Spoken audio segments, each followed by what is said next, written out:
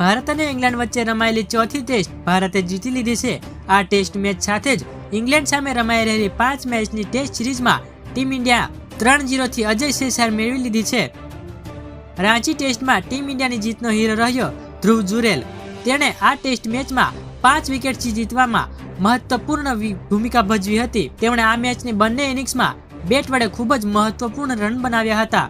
ધ્રુવ જુરેલ આ ટેસ્ટ મેચમાં team India માટે સૌથી વધુ રન બનાવનાર ખેલાડી પણ રહ્યા હતા। પ્રથમ દાવમાં જ્યારે ટીમ ઇન્ડિયાએ 177 રનમાં 7 વિકેટ ગુમાવી દીધી હતી, ત્યારે જુરેલે નીચલા ક્રમના બેટ્સમેનો સાથે મળીને નાની અને મહત્વપૂર્ણ ભાગીદારી કરી અને ટીમ ઇન્ડિયાને 300 રનથી આગળ લઈ ગયા હતા। ધ્રુવ જુરેલની ઇનિંગ્સના કારણે જ ભારતીય ટીમ ઇંગ્લેન્ડને પડકાર ફેંકવાની સ્થિતિમાં આવી ગઈ હતી। ભારતની પ્રથમ ઇનિંગમાં જુરેલે 149 બોલમાં 6 ચોગ્ગા અને 4 છગ્ગાની મદદથી 90 રન બનાવ્યા હતા, જો કે સદી પૂરી કરી શક્યા ન હતા।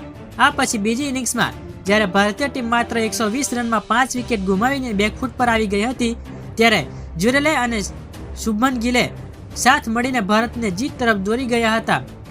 જુરેલે બીજા દાવમાં પણ અણનમ 39 રન બનાવ્યા હતા। રાંચી ટેસ્ટમાં ઇંગ્લેન્ડે ટોસ જીતીને પ્રથમ બેટિંગ કરવાનું પસંદ કર્યું હતું।